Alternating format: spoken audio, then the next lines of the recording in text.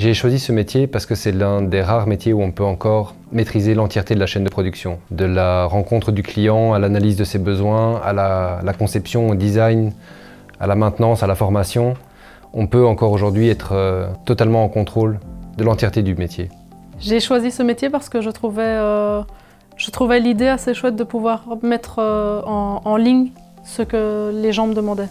Donc quand quelqu'un me téléphone pour me dire « j'aimerais bien avoir un site pour présenter mon activité » ou quoi, je trouvais ça vraiment gratifiant et agréable de pouvoir aboutir à quelque chose et lui dire « voilà, ton site est prêt ».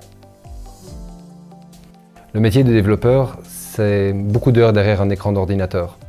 De la recherche, de l'expérimentation, de l'apprentissage permanent et continu.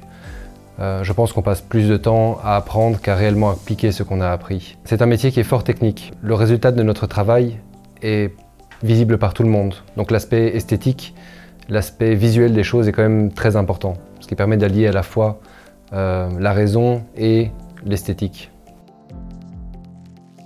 La journée type d'un développeur, elle n'existe pas vraiment.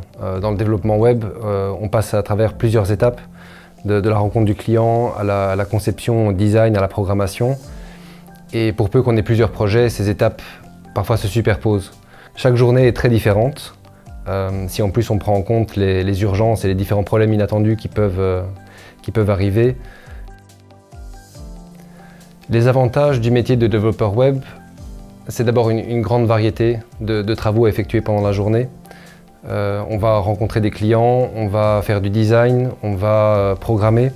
On va utiliser toutes les parties de notre cerveau, la raison, la créativité, dans le but de mettre en place un résultat qui sera visible par tout le monde et qui doit être assez différent du reste des autres solutions pour que le site internet ait une chance de fonctionner. On va utiliser plein de technologies différentes, plein d'outils différents qui évoluent assez rapidement.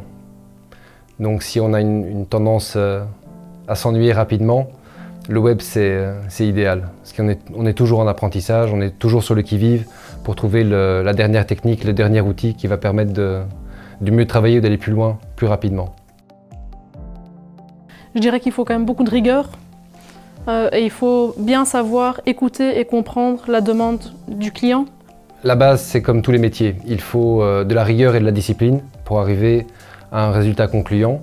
La créativité, clairement, c'est important. Quand on veut avoir un résultat plaisant, il faut avoir des notions d'esthétique. La formation est très importante, car bien que ce soit un métier où on retrouve beaucoup d'autodidactes, elle permet d'offrir un cadre et des bases solides qui permettent d'avancer après par soi-même.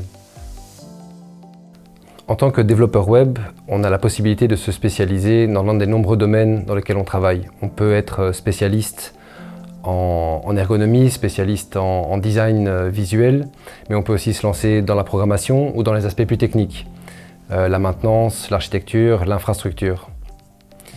Donc les débouchés sont vraiment multiples. Il faut trouver la partie du travail où on se sent le plus à l'aise et vraiment foncer dedans, parce que ce qui est important, c'est d'aimer son travail et d'être compétent.